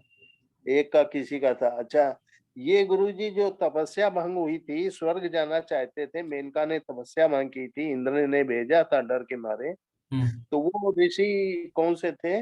विश्वामित्र या वशिष्ठ? प्रभु जी फिर से बताएं। मतलब ये एक ऋषि थे ना जिनकी तपस्या भंग हो गई थी, विश्वामित्र तो की, ऐसे विश्वामित्र, हैं? विश्वामित्र। विश्वामित्र। सीमा माता जी ने ये बता दिया है, उज्जैन में है ये बता रहे हैं। यही क्या छत्री से ब्राह्मण बने थे क्या? विश्वामित्र के लिए कह रहे हैं? हाँ, प्रभु जी मुझे चेक छत्री। करना पड़ेगा, मुझे पता नहीं है। अच्छा, हाँ, ये शायद छत्री से नहीं, ब्राह्मण से छत्री बन गए थे या छत्री से ब्राह्मण, ऐसा कुछ था इनका चक्कर। सशरीर मतलब स्वर्ग जाना चाहते थे, हाँ। तो इंद्र डर के मारे इनको तपस्या इनकी भंग करवा दी इंद्र ने, अच्छा। मेनका को भेज। हाँ, जी जी जी जी जी। तो ये था चक्कर। हाँ, ठीक है प्रभु जी। और ये इनका जगह का क्या नाम था? राम के गुरु वशिष्ठ का मालूम है गुरु जी? नहीं प्रभु मुनि जी, का आश्रम। आप आउट ऑफ सिलेबस क्वेश्चन पूछ रहे हैं। हाँ, नहीं गुरु जी, ऐसे ही जिज्ञासा बस पूछा गुरु जी, और कोई बात नहीं। जी जी जी जी, मैंने इस पे अध्ययन नहीं किया प्रभु जी ज्यादा। नहीं कोई बात नहीं गुरु जी। जी, पर सीमा माता जी बता रहे हैं, इसमें शायद भक्तों को पता होगा कि हाँ, वशिष्ठ, जो आपको पता ही है, संदीपनी हो गया, उज्जैन में है बता रहे हैं। हाँ, उज्जैन में कौन से? पवन जी की बता संदीपनी रहे, वाले? पवन प्रभु जी बता रहे हैं उज्जैन में है। ओके, मतलब उज्जैन का पहले नाम अवंतिका था, तो उज्जैन में उसमें। संदीपनी आश्रम है, राधिका माता जी बता अच्छा रहे हैं। अच्छा, जी। उज्जैन। ओके, सीमा ठीक है। माता जी कुछ बोलना चाहते हैं, उनका मौका देते हैं। जी माता जी आप बोलिए। हरे कृष्णा प्रभु जी, जी। दंड प्रणाम। एक्चुअली जो विश्वामित्र जी थे ना, वो पहले क्षत्रिय थे, ठीक है। तो ऋषि वशिष्ठ जी के पास में गाय थी, सुरभि गाय, तो वो उनको लेना चाहते थे, क्योंकि सुरभि गाय से जो भी उनके पास आश्रम में जो भी भक्त आते थे, या जो मंदिर में जो भी प्रोग्राम होता था, आश्रम में जितने भी लोग आ जाए खाने के लिए, तो उनसे दूध दही घी से सबका भरण पोषण हो जाता था। तो वो किससे विश्वामित्र गाय जी, चाहते थे? गाय हाँ किससे जी, चाहते थे? चाहते थे ऋषि वशिष्ठ से प्रभु जी, ऋषि वशिष्ठ से। अच्छा अच्छा। तो ऋषि वशिष्ठ के पास वो मांगने गए, तो उन्होंने मना कर दिया कि मैं नहीं दूंगा। तो फिर ऋषि वशिष्ठ जी को उन्होंने आक्रमण किया, विश्वामित्र जी ने, क्योंकि वो क्षत्रिय थे, वो राजा थे, और उनके क्षेत्र में ही, उनके राज्य में ही ऋषि वशिष्ठ रह रहे थे। तो फिर सुरभि गाय ने पीछे मुड़ के देखा, ऋषि वशिष्ठ से परमिशन मांगी कि क्या मैं इससे लड़ूं, तो उन्होंने आज्ञा दे दी, क्योंकि वो एक्चुअली वो थे, ब्राह्मण थे, तो वो नहीं करना चाह रहे थे कुछ भी। तो सिर्फ सुरभि गाय ने पैर से खुर से ही जमीन हिला दी और परमिशन लेके, ऋषि वशिष्ठ के परमिशन लेके, तो विश्वामित्र जी का मतलब पूरे जो भी उनके लोग आए थे लड़ने के लिए, सब हार गए, पराजित हो गए, सबका विध्वंस हो गया। तो ये इनको विश्वामित्र जी को बहुत ज्यादा अपनी इंसल्ट लगी कि मैं क्षत्रिय हूँ, मेरे पास इतना बड़ा राज्य है, और ये एक छोटे से आश्रम है, मेरे ही क्षेत्र में रह रहे हैं, और उसके बावजूद भी इन्होंने मुझे हरा दिया। तो फिर वहां से विश्वामित्र जी ने तपस्या करी, और तपस्या कर करके वो ब्राह्मण बन गए कर्म के हिसाब से, क्योंकि हमारे यहाँ पे जो वर्ण व्यवस्था होती है ना कर्म के हिसाब से, तो ये बन के फिर ब्राह्मण बन गए। तो इन्होंने क्या, ये बने गुस्से में बने, तो उनको इंद्रिय कंट्रोल करना नहीं आया। अगर आप देखें ना, इंद्रिय कंट्रोल जो होता है, इंद्रिय अपने इंद्रियों पर कंट्रोल करना, क्योंकि ये गुस्से में बने थे। तो जब ये तपस्या कर रहे थे, तो फिर देवराज इंद्र ने मेनका भेजी, तो ये वो मेनका भेजी, तो फिर ये सम्मोहित हुए, फिर वो शकुंतला जी आई, उनकी बेटी पैदा हुई। तो वो ऐसी कहानी है। तो ये कर्म से जो लोग बोलते हैं ना कि नहीं हमारे वर्ण व्यवस्था है, शूद्र है, ये है, जहाँ तक मेरी नॉलेज है प्रभु जी, परशुराम जी भी वो जो है ना, वो क्षत्रिय थे, ठीक है, उन्होंने ब्राह्मण थे, लेकिन ब्राह्मण कुल में पैदा हुए थे, और लेकिन वो अपने मतलब गुस्से की वजह से वो क्षत्रिय कहलाई गए, और उन्होंने पृथ्वी से आई थी 2 या 3 बार सारे क्षत्रियों का विध्वंस कर दिया था। तो ये थी स्टोरी। और ये संदीप जी के जो परशुराम पहले क्या थे? परशुराम जी ब्राह्मण, ब्राह्मण माँ, अच्छा। उनकी माँ का नाम था रेणुका जी। हाँ हाँ। वो ब्राह्मण, उनके पिताजी का नाम मैं थोड़ा सा कंफ्यूज हो रही हूँ अभी। तो उन्होंने अपने पिता के कहने पे अपनी माँ की हत्या तक कर दी थी, हाँ हाँ हाँ। गला काट दिया था उन्होंने। फिर हाँ। जो है ना ब्राह्मण, लेकिन उनको गुस्सा बहुत आता था और हाँ। फिर वो जो है ना क्षत्रिय बने, क्योंकि गुस्से के कारण उन्होंने अपने हाथ पे परशु लिया हुआ था जो भगवान शिव ने उनको दिया था, इसलिए उनका नाम पड़ा परशुराम। तो वो ब्राह्मण से वो क्षत्रिय बने और विश्वामित्र जो है, वो विश्वामित्र जी वो क्षत्रिय से ब्राह्मण बने। और ये अपने इंद्रियों पर कंट्रोल नहीं कर पाए, इसलिए बोला जाता है ना कि इंद्रिय भक्ति कीजिए, साधना कीजिए। तो उसमें क्या होता है ना कि अपनी इंद्रियां कंट्रोल में आ जाती हैं। जब आप, जैसे हमारे हरिदास ठाकुर जी का हम नाम लेते हैं, वो 24 घंटे मतलब दिन में 192 माला करते थे, 3 लाख जप करते थे वो। तो उनका कंट्रोल था। जब उनके पास वो आई थी, सॉरी फॉर दैट, वैश्या जी आई थी, तो उन्होंने भी बोला था ना कि मेरा ये जब खत्म हो जाएगा मैं तब आपको अटेंड करूंगा, ठीक है। तो उनपे कोई असर ही नहीं हुआ किसी चीज का, क्योंकि इनके हाथ में जपमाला थी और वो कृष्ण के, भगवान जी के परम भक्त थे। तो ये अगर हम कोई चीज गुस्से में करते हैं, क्योंकि कहीं ना कहीं गुस्सा तो होता ही है ना, गलती तो होती है। हाँ। अब जैसे हम महादेव जी को भी मतलब वो भी, वो उनको देवो माना जाता है, क्योंकि वो शांत भी हैं और वो तांडव भी करते हैं। देवी है। हाँ। हाँ, तो तो ये परशुराम था। के पास वो फरसा था ना। हाँ जी, जो जो परशु था ना प्रभु जी, जो उनको महादेव ने दिया शिवजी था, से, जो शिवजी से महादेव मिला ने, था। जो महादेव ने दिया था उनको, वो था।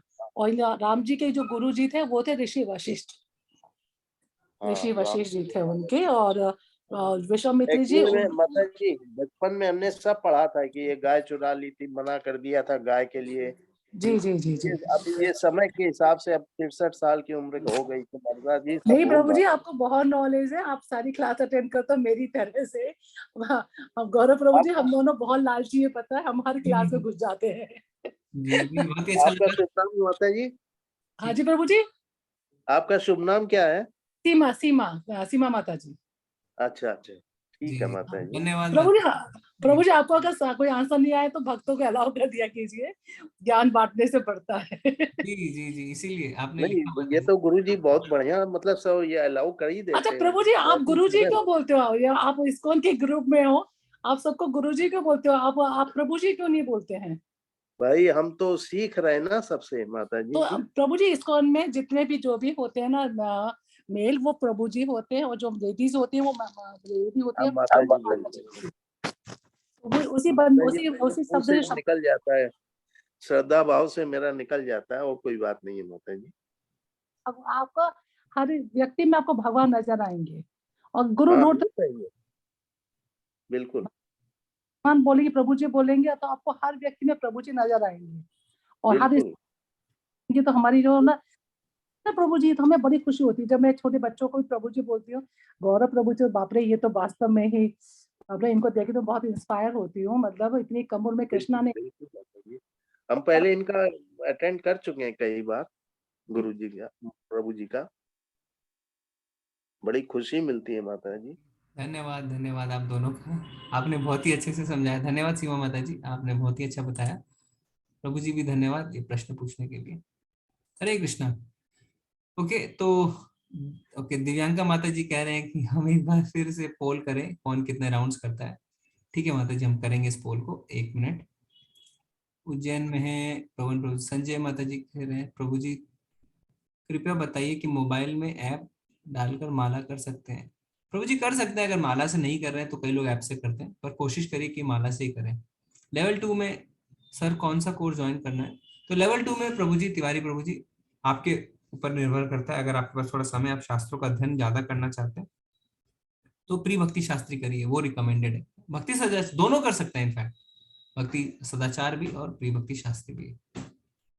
ओके, दिनेश प्रभु कह रहे हैं एक्सप्लेन भक्ति शास्त्री, भक्ति सदाचार। तो भक्ति सदाचार में क्या प्रभु जी, जैसे क्या वैष्णव एटिकेट्स होने चाहिए, कैसे तिलक लगाते हैं, क्या कपड़े पहनने हैं, क्या आपस में हमारी बिहेवियर होने चाहिए एक दूसरे के साथ, है ना, भक्तों का आचरण कैसा होना चाहिए, तो प्रैक्टिकल नॉलेज मिलता है डे टू डे के लिए। और प्री भक्ति शास्त्री में हम शास्त्रों को पढ़ते हैं, तो ये डिफरेंस है। ठीक है, ओके, पहले अवस्थिका ही थे ईवीएम। ओके ठीक है, कभी कभी हम एकादशी को छोड़कर द्वादशी व्रत करते हैं, क्यों? तो वो हमने बताया था ना प्रभु जी, जब द्वादशी बड़ी होती है तो एकादशी का जो व्रत है वो द्वादशी वाले दिन किया जाता है। पिता का नाम यमदाग्नि ऋषि था। सरिता माता जी कह रहे हैं परशुराम जी के पिता का नाम था यमदाग्नि। ओके, कब से कोर्स स्टार्ट हो रहा है? तो लेवल 2 हम शुरू कर देंगे अगले हफ्ते, थर्सडे शायद, और सदाचार भी अगले हफ्ते ही शुरू हो जाएगा। जमदाग्नि, हाँ यम नहीं, जमदाग्नि। लव कुश प्रभु जी कह रहे हैं जमदाग्नि। ओके, सेम क्या है प्रभु जी? ओके, योगेश प्रभु हरे कृष्णा। हरे कृष्ण प्रभु जी। जी प्रभु। मैं आपका और सभी जो अपने अटेंडेंट्स हैं उनका बहुत आभार प्रकट करता हूँ। मुझे संयोगवश इसमें जुड़ने का अवसर प्राप्त हुआ और जिससे मुझे काफी रुचि धीरे धीरे हो रही है। जी प्रभु जी। और मैंने पहले भी मेरा प्रश्न था कि मैंने अभी तक अपना कोई गुरु नहीं बनाया है, जिसकी मुझे बहुत तलाश है। मैं गाजियाबाद में रहता हूँ। अगर आपको लगता है कि कोई अच्छे गुरु हैं जिनका मैं अनुसरण कर सकूं तो कृपया मुझे बताएं। इसके लिए मैं आपका आभार प्रकट करता हूं। तो प्रभु जी इसमें क्या है कि इस्कॉन जो है वो गुरु शिष्य परंपरा से ही चल रहा है, इसीलिए जो प्रभुपाद जी ने भगवत गीता लिखी उसका नाम है भगवत गीता यथारूप, यानी एज इट इज, क्योंकि ये गुरु शिष्य परंपरा से आ रही है। जैसा उन्होंने अपने गुरु से सीखा वो वैसा सिखा रहे हैं, उन्होंने वैसी अपनी किताब में लिखी। तो अगर आप इस्कॉन से जुड़ गए हैं तो आप एक ऐसी संस्था से जुड़ गए हैं जो गुरु शिष्य परंपरा में शिक्षा प्रदान करती है, और आप जुड़े रहेंगे तो क्या होगा, धीरे धीरे आप दीक्षा लेने के लायक बनेंगे और फिर आप यहाँ पे गुरु से दीक्षा ले सकते हैं, तो आप उन्हें गुरु धारण कर सकते हैं। तो 2 तरीके के गुरु होते हैं, शिक्षा गुरु और दीक्षा गुरु। तो दीक्षा गुरु जो है वो आप धीरे धीरे एलिजिबल होइए, और शिक्षा गुरु जो है वो कोई भी हो सकता है। दीक्षा गुरु भी आपको शिक्षा देते हैं और अन्य लोग भी शिक्षा दे सकते हैं, ठीक है। तो इसके लिए यही है कि आप जुड़े रहिए, नियमों का पालन करिए, धीरे धीरे जो प्रोग्राम्स में शामिल होते रहिए। उसके बाद आप देखेंगे कि आप जो रिक्वायरमेंट है दीक्षा के वो पूरे कर पा रहे हैं, तब आप दीक्षा ले सकते हैं, ठीक है प्रभु जी। तो रिक्वायरमेंट वो कहाँ से पता चलेंगे प्रभु जी? हाँ, वो इसमें रहता है दीक्षा के फॉर्म में। तो आप एक बार मेरे को व्हाट्सएप पे मैसेज कर दीजिए, मैं आपको दीक्षा का फॉर्म भेज दूंगा, आप उसको पढ़िए, ठीक है प्रभु जी। ठीक है प्रभु। लेकिन प्रभु जी जो उसमें व्हाट्सएप में तो मैं आपको भेज नहीं सकता, उसमें सिर्फ आप ही अलाउड है। नहीं, पर्सनल मैसेज भेजिए ना, उसमें मेरा नंबर देख के मेरे को पर्सनल व्हाट्सएप मैसेज भेज दीजिए। ठीक है प्रभु जी। प्रभु जी दूसरा मेरा क्वेश्चन था कि मैं जब से ये शुरू किया है तो मैं अपने स्टेटस पे, जैसे आपने बोला गीता का प्रसार, वो भी मैं शुरू किया हूँ। आप लोगों के सहयोग से कुछ न कुछ लोगों से जोड़ के हम इसको आगे बढ़ाते हैं, ताकि काफी लोग जुड़े और इससे कम से कम हमारे जो संबंधित है या जो भी परिचित है वो भी इसका ज्ञान प्राप्त करें। इसके लिए मैं भी आपका आभार प्रकट करता हूँ। धन्यवाद प्रभु जी, आपने प्रचार प्रसार किया। और भगवान कहते हैं 18वें अध्याय में कि जो गीता के बारे में दूसरों को बताता है, ये जो हमारा संवाद है अर्जुन, इसके बारे में जो दूसरों को बताएगा वो मुझे बहुत प्रिय है ना। तो हम ऐसा करते हैं तो हम भगवान के प्रिय बनते हैं। धन्यवाद प्रभु जी। ठीक है, तो अभी हम एक छोटा सा पोल लॉन्च करते हैं, जल्दी से आप इसको बताइए कि अभी आप कितनी मालाएं कर रहे हैं।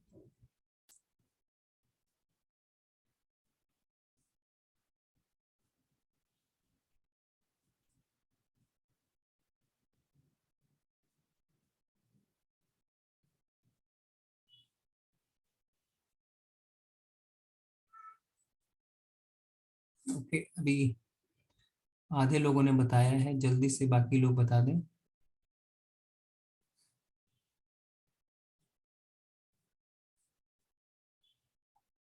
ठीक है, तो अभी हम पोल को दिखाते हैं।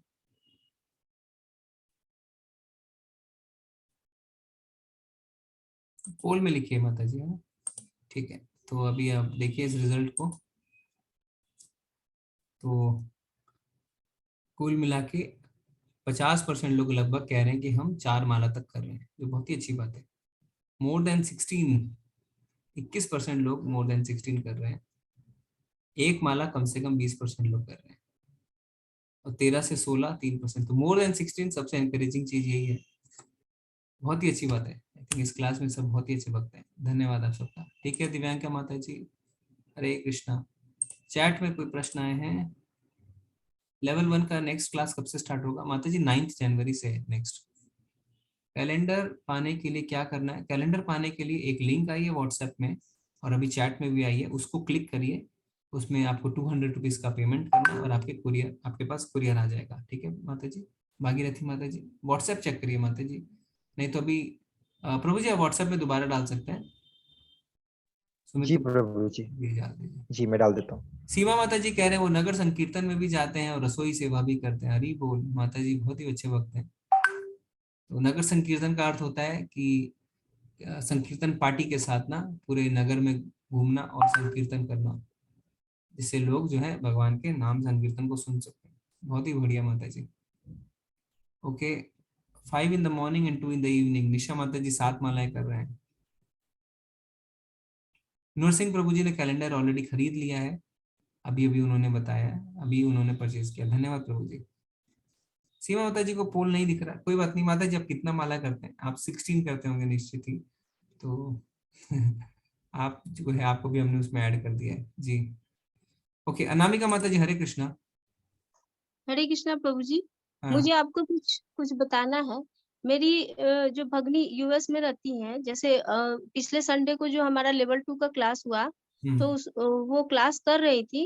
उस दिन ये क्रिसमस डे था ना प्रभु जी, तो क्रिसमस पार्टी का जैसे उन्होंने क्लास खत्म किया तो उन्हें बहुत सारे फोन्स आने लगे क्रिसमस पार्टी के लिए। तो वो जाना नहीं चाह रही थी पर फिर भी गई तो वहां पे बहुत सारे मतलब बॉलीवुड के गाने चल रहे थे, खूब लोग डांस कर रहे थे। इन्हें भी लोग प्रेरित कर रहे थे, चलो आओ डांस करो डांस करो। पर वो बोली नहीं, मेरा एक शर्त है कि मैं जो धुन बजाऊं उस पे सब डांस करें, तो मैं डांस करूं। तो उन्होंने फिर सबने बोला अच्छा ठीक है चलो बजाओ कौन सा धुन। तो उन्होंने हरे रामा हरे कृष्णा का जो धुन बजाया प्रभु जी, और जो उस पे लोग झूमे। उन्होंने वीडियो क्लिप मेरे को भेजा, उसमें ईसाई भी थे, उसमें मुस्लिम भी थे, हिंदू भी थे और ये पंजाबी भी थे। सब लोगों ने कितना अच्छा डांस किया, देखकर इतना अच्छा लगा। अभी वो ऐश्वर्या आनंद मेरी भगनी अभी क्लास ज्वाइन की हुई है लेवल 1 का। तो मैं चाहूंगी कि एक बार वो हैंडेस करे और हरी बोल बोले, क्योंकि बहुत अच्छा लगा मुझे उनका ये वीडियो। हरे कृष्णा माता जी, ऐश्वर्या माता जी। हरे कृष्णा। हरे कृष्णा। हरे कृष्णा प्रभु जी, कैसे हैं आप? बढ़िया माता जी, आपने तो बहुत ही अच्छा किया। तो आप हमारे साथ भी वीडियो शेयर कर सकते हैं। जी जी प्रभु जी, मुझे लगा चलो क्रिसमस है, क्रिसमस दिन है, इन लोग को भी थोड़ा धुन सुनाऊं। तो मुझे बहुत आनंद आया हरे कृष्णा का इन लोग को धुन सुनाने में। और बस उन लोग सुने ही नहीं, उन लोग झूमे भी, उन लोग गाए भी, उन लोग डांस भी किए इस पे, वो भी देख के मुझे बहुत अच्छा लगा। बहुत बढ़िया। आप कहाँ रहते हैं माता जी? मैं न्यूयॉर्क में रहती हूँ प्रभु जी। अच्छा, तो यहाँ पे अभी आपने जो वीडियो बनाई है ना, उसको आप माता जी को भेजिए। अगर आप व्हाट्सएप ग्रुप में, माता जी आप मेरे को पर्सनल मैसेज में व्हाट्सएप वीडियो भेजिए, है ना, देखेंगे हम भी। जी प्रभु जी, जी प्रभु जी, मैं भेजूंगी। धन्यवाद प्रभु जी। धन्यवाद धन्यवाद, बहुत ही बढ़िया माता जी। धन्यवाद प्रभु जी। धन्यवाद। हरे कृष्णा हरे कृष्णा। हरे कृष्णा प्रभु जी। मुझे इस क्लास में लाने वाली यही मेरी भगनी है प्रभु जी। मैं इनका कोटि कोटि धन्यवाद करती हूँ कि मुझे इतना अच्छा। माता जी आप पढ़ाई कर रहे हैं? नहीं, ये टीचर है एक्चुअली, वहाँ इंग्लिश की टीचर है यूएस में। अच्छा। तो ये बहुत सालों से है वहाँ यूएस में। हाँ। जी बहुत ही बढ़िया, धन्यवाद धन्यवाद आप सबका, बहुत ही सुंदर। धन्यवाद। हरे कृष्णा माता जी। सब कह रहे हैं हमें भी वीडियो देखना है, तो पहले एक बार मैं देख लेता हूँ फिर उसके बाद मैं शेयर कर दूंगा व्हाट्सएप ग्रुप में। ठीक है। हरे कृष्णा संजय प्रभु। हरे कृष्णा प्रभु जी, मेरा 2 क्वेश्चन है। एक ये कल ऑडियो क्लिप डाला था अध्याय 15 का, तो बाकी अध्याय की भी ऑडियो क्लिप मिलेंगे क्या प्रभु जी? तो थोड़ा प्रैक्टिस हो जाएगा। प्रभु जी सारे अध्याय का डाला है ना, पहले आप व्हाट्सएप चेक करिए। ऑडियो क्लिप वैसे डाला है, पीडीएफ डाला है, ऑडियो क्लिप ऑडियो भी डाला है हर अध्याय का। अच्छा। सबका और डाला ये अच्छा, और मंगला आरती का भी डाला है क्या प्रभु जी? मंगला आरती बहुत सुंदर है इस्कॉन की, तो मंगला आरती का भी डाला नहीं है। पर सुमित प्रभु जी आप क्या करिए ना, इस्कॉन बेंगलुरु का एक मंगल आरती का यूट्यूब का लिंक डाल सकते हैं। जी प्रभु जी मैं डाल देता हूँ। हाँ, हर मंगल आरती की रिकॉर्डिंग होती है ना, तो उसमें से कोई भी एक लिंक डाल दीजिए। जी प्रभु जी। ठीक है प्रभु जी। जी हरे कृष्ण प्रभु। हरे कृष्ण। सीमा माता जी, आई थिंक आपका पहले से हैंड रेज है, आप कुछ और एडिशनल बोलना चाहते हैं? सीमा माता जी। हरे कृष्ण प्रभु जी। नहीं नहीं, मेरा हो गया प्रभु जी। जी जी, धन्यवाद माता जी। धन्यवाद धन्यवाद। हरे कृष्ण। हरे कृष्णा प्रियंका माता जी। हाँ प्रभु जी, आपने कई बार एक्सप्लेन किया लेवल 2 के लिए, पर एक बार फिर से एक्सप्लेन कर दीजिए ताकि समझ में आए कब से शुरू होगा और क्या क्या उसमें चीजें हैं। जैसे अभी हम जो कोर्स कर रहे हैं उसे कहते हैं लेवल 1, जिसमें हम 18 चैप्टर 18 डेज में 1-1 घंटे करके ओवरव्यू ले रहे हैं ना। फिर उसके बाद लेवल 2 में क्या होता है, 2 कोर्स होते हैं, एक होता है भक्ति सदाचार और एक होता है प्री भक्ति शास्त्री।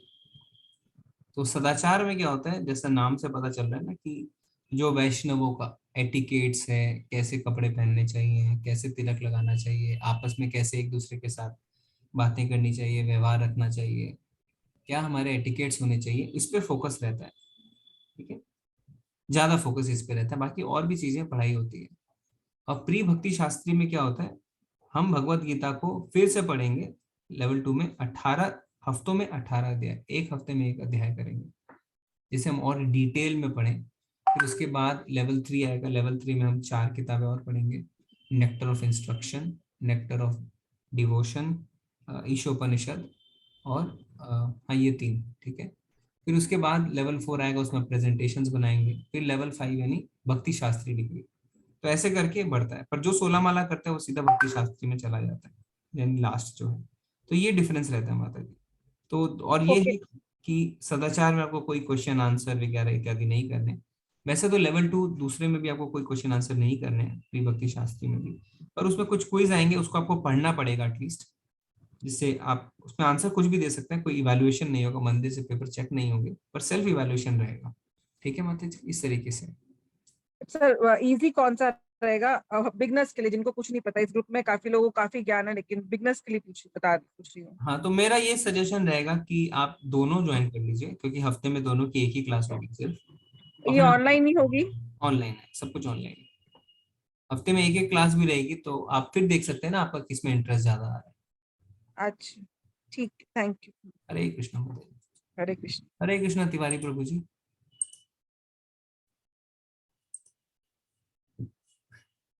तिवारी प्रभु जी हरे कृष्ण। हेमंत प्रभु जी हरे कृष्ण। हरे कृष्णा प्रभु जी। प्रभु जी, मेरा भी जो क्वेश्चन है, प्रश्न है, ये लेवल 2 के लिए ही है। मैं भी फॉर्म भर रहा हूँ, तो इसमें लिखा है कि हफ्ते में वीकेंड पे 2 क्लास होंगी। फिर नीचे लास्ट में लिखा है कि 2 क्लास होंगी, एक 7 बजे, एक 7:30, एक 7 PM पे, एक 7:30 AM पे थर्सडे को होगी। तो क्लास थर्सडे को होगी या वीकेंड पे होगी, वो थोड़ा सा कंफ्यूजन है। हाँ, उसमें क्लास जो है एक है आई थिंक सैटरडे 7:30 AM और एक क्लास है थर्सडे 7 PM। ओके। हाँ, तो एक ही हफ्ते में एक ही क्लास रहेगी, पर क्योंकि सारी क्लासेस वीकेंड पे है ना, कोई रिक्वेस्ट हमारे पास आए थे कि वीकडेज में भी क्लासेस चाहिए, तो थर्सडे को क्लास रखी गई है 7 PM पे। ओके सर, शाम वाली क्लास थर्सडे को है, मॉर्निंग वाली सैटरडे को है। जी। और सर क्लास ये कौन लेगा, आप लेंगे या फिर आप भी कोई क्लास लेते हैं? हाँ, थर्सडे वाली मैं लूंगा प्रभु जी, थर्सडे 7 PM वाली। ठीक है प्रभु जी। जी। और वैसे एक और चल रही है सैटरडे 7, पर उसमें हम ऑलरेडी 6 चैप्टर कंप्लीट कर चुके हैं, वो है Saturday 7 PM, sorry Sunday 7 PM। ठीक है प्रभु जी। हरे कृष्ण। हरे कृष्ण।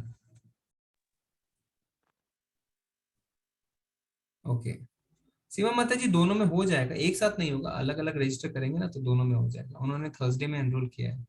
हरे कृष्ण तिवारी प्रभु जी।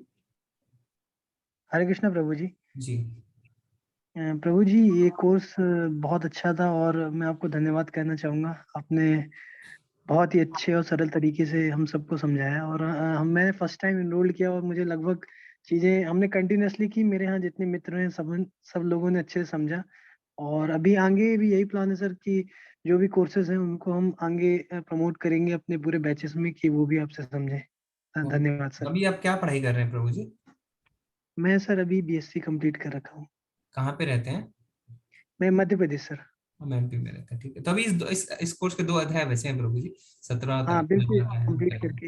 हाँ हाँ, नहीं, बहुत ही अच्छा प्रभु जी, और बने रहिए, सारे स्टूडेंट्स आप जुड़ेंगे तो बहुत अच्छा लगेगा। और स्टूडेंट्स जिस तरीके से प्रचार कर सकते हैं ना, और कोई नहीं कर सकता है, ठीक है। धन्यवाद प्रभु जी, सॉरी। ओके, निशा माता जी कह रहे हैं I am also seeing Santa dance in Hare Krishna महामंत्र on Christmas on social media and foreign। अच्छा, तो कह रहे हैं कि उन्होंने भी महामंत्र पे सेंटा डांस देखा यूट्यूब पे। धन्यवाद माता जी। ओके, प्रभु जी पूछ रहे हैं कि ज्यादा माला करने से अच्छा है जितना माला कर रहे हैं वो सही से करें। Quality is important not more, quantity is it right. दोनों जरूरी है प्रभु जी, क्वालिटी भी और क्वांटिटी भी, है ना। ऐसा नहीं कि हम सिर्फ एक माला करें और उसमें आधी घंटा लगा दें, नहीं। तो क्वालिटी तो हमें हर पग पे सुधारनी है, इसीलिए भक्तों का प्रयास रहता है कि ध्यान से करो, ध्यान से करो, मन लगा के करो। वो फाइट तो चलती रहेगी हमेशा, कितने ध्यान से हम कर सकते हैं, पर साथ में ये भी जरूरी है कि हम 16 माला तक पहुंचे, वो भी बहुत आवश्यक है, ठीक है। क्योंकि हमारा माइंड कहीं ऐसा नहीं हो कि हमारे साथ ट्रिक खेल रहा हो कि नहीं नहीं क्वालिटी पे फोकस करो, अभी 16 माला करने की आवश्यकता नहीं। वो ट्रिक भी हो सकता है। तो 16 तक पहुंचे, 16 तक पहुंचने के बाद अब अभ्यास करें कैसे मैं अपनी क्वालिटी सुधारूं, क्योंकि क्वालिटी जो है वो जीवन भर आप सुधारते रहेंगे, है ना। उसका कोई एंड नहीं है कि कितना आप अच्छे से कितने ध्यान से कर सकते हैं, पर क्वांटिटी में पहुंचना भी बहुत जरूरी है, ठीक है। हाँ, जो 16 से ज्यादा करें उनके लिए भी ना, उसके लिए भी, ठीक है माता जी। 64 माला भी करने वाले लोग हैं, तो हम दूसरों को डाउट नहीं कर सकते, हम अपने आप को सुधार सकते हैं। हम ऐसा क्यों सोचें कि जो 64 कर रहे हैं वो क्वालिटी अच्छी नहीं कर रहे होंगे, ये हमारे दिमाग की सोच है, ठीक है। हम अपनी क्वालिटी सुधारें, हमें उस पर फोकस करना है। तो जो 64 कर रहे हैं हो सकता है वो हमसे, हमारी 16 से भी अच्छे से 64 कर रहे हो, ठीक है, ठीक है प्रभु जी। ओके,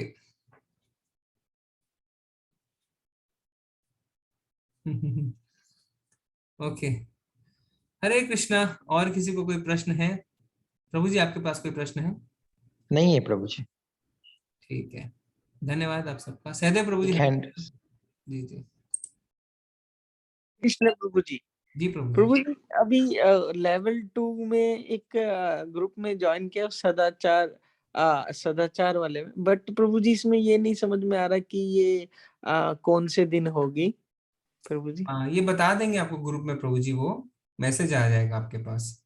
अगर अच्छा प्रभु जी, अगर वो दूसरे वाला उसके लिए अप्लाई करेंगे तो उसमें डे के लिए पूछेंगे।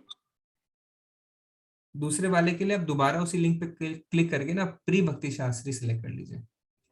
ओके प्रभु जी, आप थर्सडे वाली क्लास लेते हो? थर्सडे हाँ शुरू होगी प्रभु जी। अभी मैं अभी तक लेता नहीं था, अभी मैं संडे 7 PM लेता था, अब थर्सडे 7 PM भी होगी। हरे कृष्ण प्रभु जी, दंडवत प्रणाम। प्रणाम प्रभु जी, हरे कृष्ण। अनामिका माता जी, हरे कृष्ण। हरे कृष्णा प्रभु जी, कल का अध्याय भी छोटा ही है, तो कल के लिए हमने श्री गोविंद दामोदर स्तोत्रम का अभ्यास किया है प्रभु जी। अगर समय मिले तो हम कर सकते हैं कल, जैसे आपकी आज्ञा माता जी। नहीं नहीं प्रभु जी, मेरी आज्ञा नहीं, आपकी आज्ञा और भगवान की आज्ञा। नहीं ठीक है माता जी, आपने बहुत ही अच्छा किया है, तो आप करिएगा, और हो सके तो स्क्रीन शेयर करिए जिससे लोग देख सके जी। या अगर आप स्क्रीन शेयर करने में दिक्कत है तो आप मुझे पहले भेज दीजिए, मैं या सुमित प्रभु को भेज दीजिए, तो वो स्क्रीन शेयर कर देंगे। जी, स्क्रीन शेयर मींस मतलब प्रभु जी, मतलब जो आप मोबाइल पे देख रहे हैं कि आप जो पढ़ रहे हैं ना, स्क्रीन शेयर का मतलब है कि उसको हम अपने मोबाइल के स्क्रीन में सबके साथ साझा करें। जैसे अभी मैं प्रेजेंटेशन शेयर करता हूँ तो सब देख पाते हैं। तो प्रभु जी वो तो मुझे नहीं करना आता है प्रभु कोई बात नहीं, तो आप क्या करिए, आप सुमित जलान प्रभु जी को भेज दीजिए जी व्हाट्सएप पे, वो तो आप कर पाएंगे ना, फोटो खींच के या मोबाइल से, तो फिर वो सुमित जलान प्रभु जी कर देंगे शेयर। जी जी जी प्रभु जी। और एक मैं जैसे हमारे यहाँ ना कृष्ण भगवान की एक आरती होती है, बहुत ही फेमस आरती है, और उसमें जैसे वो गाते हैं ना तो ऐसा झूमने जैसा प्रतीत होता है, तो वो मैं आपको सुनाना चाहती हूँ, अगर कल हो सके तो मैं आपको सुना पाऊँ एक बार। ठीक है माता जी, ठीक है। जी प्रभु जी, धन्यवाद। धन्यवाद माता जी, हरे कृष्ण हरे कृष्ण। हरे कृष्ण। हेमंत प्रभु जी हैं, उससे पहले सीमा माता जी कह रहे हैं कि वो नए साल पे वृंदावन जा रहे हैं। हरी बोल माता जी, हमारे तरफ से भी है ना, आप प्रार्थना करिएगा भगवान से। हेमंत प्रभु, हरे कृष्णा। हरे कृष्णा प्रभु जी। प्रभु जी मैंने अभी इसमें रजिस्टर किया है, तो जिस ग्रुप में मैं ज्वाइन किया, मैंने 7 PM वाला ऑप्शन लिया था, पर जो ग्रुप अभी ज्वाइन हुआ है उसमें लिखा है हिंदी AL2 नवंबर सैटरडे संडे 8 PM। ओके, ऐसा है क्या? सीमा माता जी आपने ज्वाइन किया, आपको भी यही दिखा रहा है क्या? क्या जो उन्होंने बोला अभी, आपको क्या नाम दिखा रहा है? प्रभु जी मुझे वो प्री भक्ति वाला दिखाया है थर्सडे, और मॉर्निंग में दिखाया कोई टाइम, तो मैंने तो शाम वाला चूज कर लिया, लेकिन जो दूसरा वाला ना सदाचार वाला, उसमें कोई टाइमिंग नहीं आया अभी तक। नहीं, आपने जब 7 PM सिलेक्ट किया तो थर्सडे, हाँ व्हाट्सएप ग्रुप में ऐड हो गए? नहीं मैंने वो चेक नहीं किया प्रभु जी, अभी आपकी क्लास अटेंड कर रही हूँ ना, तो अभी नहीं वो चेक नहीं किया मैंने। कोई बात नहीं प्रभु जी, एक काम करिए हेमंत प्रभु, आप स्क्रीनशॉट भेजिए उसका सुमित प्रभु को या मुझे। वो कभी कभी क्या होता है, हमने बैकग्राउंड में व्हाट्सएप ग्रुप का नेम चेंज नहीं किया होगा, वो हम कर देते हैं। पर दिक्कत नहीं, हाँ स्क्रीनशॉट एक भेज दीजिए। जी प्रभु जी, भेजता हूं। कहते प्रभु भी कह रहे हैं, तो हमने लगता है व्हाट्सएप ग्रुप का नेम चेंज नहीं किया, वो हम नेम चेंज कर देते हैं बैकग्राउंड में। जी प्रभु। और वो मैसेज भी जो बता रहे थे ना, मैसेज भी गड़बड़ आ रहा है, उसको भी स्क्रीनशॉट भेज दीजिए, तो उसको भी हम चेंज करा दें जिसमें सैटरडे संडे लिखा होगा। ठीक है जी प्रभु। धन्यवाद प्रभु जी। हरे कृष्णा। हरे कृष्णा। ओके, तो प्रभु जी ने अपना नंबर भी डाल दिया, वैसे व्हाट्सएप ग्रुप में भी उनका नंबर है, आप सब नोट कर लीजिए। नेम चेंज नहीं है, ठीक है उमा माता जी, वो हम कर देंगे, कोई बात नहीं है। ठीक है, तो आज हम चलते हैं, एक छोटा सा आपको कल दिखाऊंगा मैं, नए मंदिर का अपडेट है ना, तो आप देखिए नया मंदिर कहाँ तक पहुंचा, आपको भी अच्छा लगेगा। आज हम चलते हैं। वांछा कल तरुवश्य कृपा सिंधु एव च पतितानां पावनेभ्यो वैष्णवेभ्यो नमो नमः। अनंत कोटि वैष्णव वृंद की जय, श्री प्रभुपाद की जय। हरे कृष्णा, सभी को दंडवत प्रणाम। हरे कृष्णा प्रभु जी, दंडवत प्रणाम। हरे कृष्णा प्रभु जी, दंडवत प्रणाम।